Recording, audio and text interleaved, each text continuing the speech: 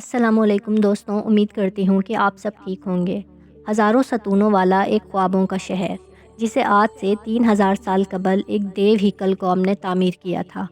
ایک ایسا شہر جہاں ایک مصنوعی جنت بھی بنائی گئی تھی۔ یہ وہی گمشدہ شہر ہے جسے سینکڑوں سال سے خزانے کی لالچ میں لوگ تلاش کرتے آ رہے ہیں۔ جب ایک شخص عرب کے صحرا میں بھٹکتے ہوئے اس شہر میں پہنچا تو پھر اس نے وہاں کیا مناظر دیکھے۔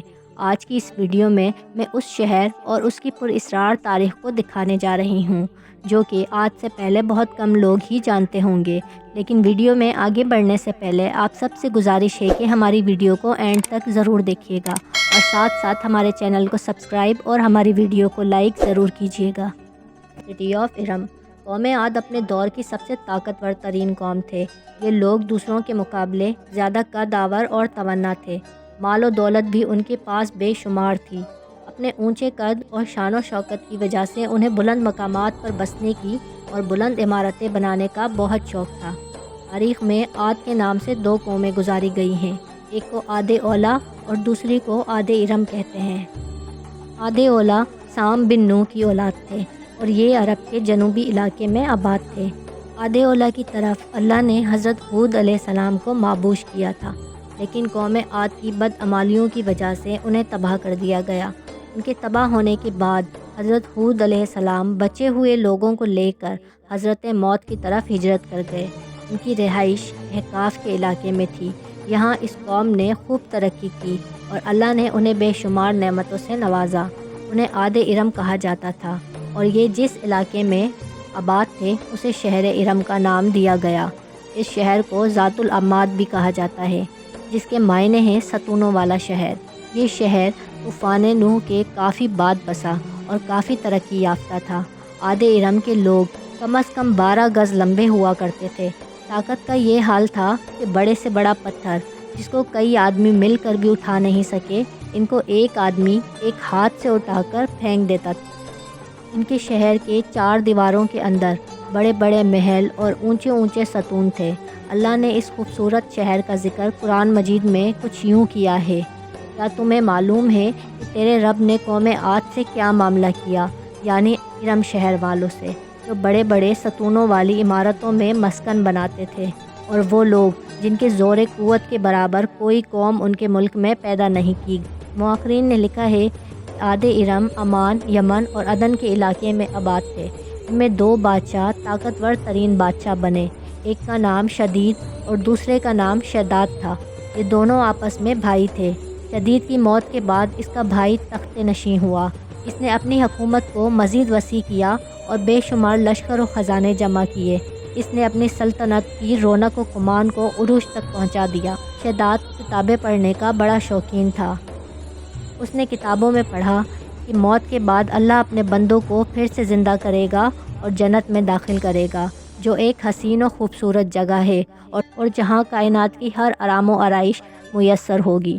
جب اس نے جنت کے باغوں اور نہروں کے مطابق پڑھا تو اس کے ذہن میں یہ خیال آیا کہ کیوں نہ میں بھی ایسی ہی جنت دنیا میں تعمیر کروں جو اس جنت کے مشابہ ہوگی اور وہاں لوگوں کو آباد کروں گا۔ لہٰذا اس نے اپنے وزیروں اور امراؤں کو جمع کیا اور کہا کہ ایسی جگہ تلاش کی جائے جہاں بہت زیادہ درخت ہوں، وہاں کھلی ہوا، وسیع میدان ہو، جہاں میں اپنی جنت بنا سکوں۔ اس کے لوگ ایسی جگہ کی تلاش میں نکل پڑے۔ کافی ڈھونڈنے کے بعد انہیں ملک عدن کی زمین پر ایک ایسا مقام ملا جو شداد کی خواہش کے مطابق تھا۔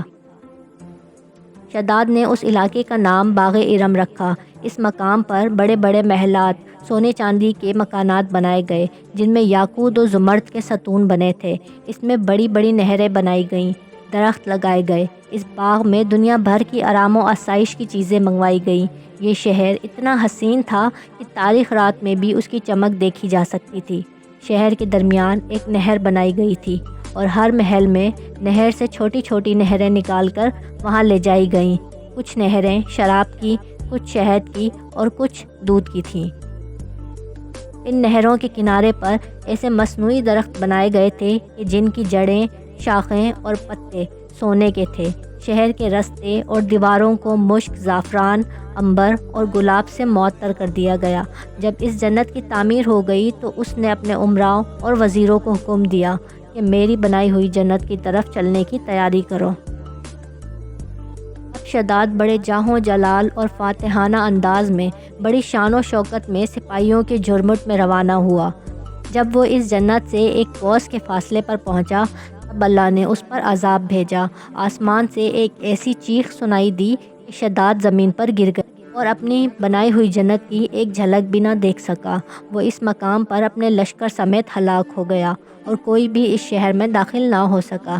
شداد اور لشکر کے ہلاک ہو جانے کے بعد وہ شہر بھی لوگوں کی نظروں سے اوجھل کر دیا گیا۔ لیکن عدن کے لوگوں کا یہ کہنا تھا کہ کبھی کبھی رات کے وقت اس علاقے کے ارد گرد اس کی کچھ روشنی اور جھلک نظر آتی۔ یہ روشنی اس شہر کی دیواروں کی ہے۔ روایت ہے کہ ایک صحابی رسول حضرت عبداللہ بن قلابہ ایک مرتبہ اتفاق سے عدن کے علاقوں میں چلے گئے۔ اچانک آپ کا ایک اونٹ بھاگ گیا۔ آپ اس اونٹ کو تلاش کرتے کرتے اس شہر کے پاس پہنچ گئے۔ جب اس کی میناروں اور دیواروں پر نظر پڑی تو آپ بے ہوش ہو کر گر پڑے۔ جب ہوش آیا تو سوچنے لگے کہ اس شہر کی حالت تو ویسی ہی نظر آتی ہے جیسی حضرت محمد صلی اللہ علیہ وآلہ وسلم نے ہم سے شداد کی جنت کے بارے میں بیان فرمائی تھی۔ اسی کیفیت میں وہ اٹھ کر اس شہر میں داخل ہو گئے۔ وہاں انہوں نے ہر طرح کی آرام و آرائش دیکھی جو کبھی نہیں دیکھی تھی، لیکن وہاں کوئی انسان موجود نہیں تھا۔ وہاں انہوں نے کچھ سونا، چاندی اور زیورات اٹھا لیے اور واپس وہ اس وقت کے دارالخلافہ دمشق پہنچے اور وہاں سارا واقعہ حضرت امیر معاویہ کو بتایا اور اس شہر کی ساری نشانیاں بھی بتائیں۔ وہ سارا واقعہ سن کر بہت حیران ہوئے اور اہل علم حضرات سے اس کے بارے میں معلومات لی گئی۔ کیا واقعی ایسا کوئی شہر بھی بنایا گیا تھا؟ لہٰذا حضرت کعب بن احبار رضی اللہ تعالیٰ عنہ نے بتایا کہ ہاں، قرآن مجید میں بھی اس شہر کا ذکر موجود ہے، مگر اللہ نے اسے لوگوں کی نگاہ سے چھپا رکھا ہے۔ انہوں نے بتایا کہ حضرت محمد صلی اللہ علیہ وآلہ وسلم نے فرمایا تھا کہ میری امت میں سے ایک آدمی اس شہر میں چلا جائے گا اور وہ چھوٹے قد اور سرخ رنگ کا ہوگا، اس کے ابرو اور گردن پر 2 تل ہوں گے۔ وہ اپنے اونٹ کو ڈھونڈتے ہوئے اس شہر میں پہنچے گا اور وہاں کے عجائبات دیکھے گا۔ جب حضرت معاویہ نے یہ سب نشانیاں حضرت عبداللہ بن قلابہ میں دیکھیں تو فرمایا، واللہ آپ ہی وہ شخص ہیں۔ انگریزی میں یہ شہر یا پھر یہ کھنڈرات the last city of Iram اور the last city of Atlantis کے نام سے مشہور ہے۔ عرصہ دراز تک یہ شہر اپنے خزانے کی کہانیوں کی وجہ سے مشہور رہا۔ ہر دور میں سیاح اس شہر کی تلاش میں رہے۔ یہ شہر دولت سے مالا مال ہونے کے علاوہ بدعمالیوں میں بھی شہرت رکھتا تھا۔ اس شہر کا ذکر لارنس آف عربیہ نے اپنی کتاب ایٹلانٹس آف دا سینڈز میں بھی کیا ہے۔ سن 1984 میں امریکی خلائی ایجنسی ناسا کی سیٹلائٹ سے لی جانے والی تصاویر کی مدد سے عمان میں ایک مقام کی دریافت کی گئی۔ 1991 میں اس شہر کی کھدائی کا کام شروع ہوا اور یہاں 600 فٹ ریت کے نیچے مدفون ایک قلعہ دریافت ہوا۔ یہ قلعہ تقریباً 2000 سال پرانا تھا۔ اس مضبوط قلعے کی دیواریں 60 فٹ لمبی اور 12 فٹ اونچی تھی۔ ماہرین کا کہنا تھا کہ یہ شہر لبان کی خرید و فروخت کا ایک وقت کا عظیم و شان مرکز تھا جسے ارم شہر کہا جاتا تھا۔ آج یہ علاقہ تا قیامت لوگوں کے لیے عبرت کی نشان بن گئی ہے۔ بہرحال یہ تمام کھنڈرات بوسیدہ ستون اور محلات چیخ چیخ کر ہمیں آچیخ بتا رہے ہیں کہ ہر چیز فانی ہے اور ہمیشہ باقی رہنے والی ذات تو صرف اللہ کی ہے۔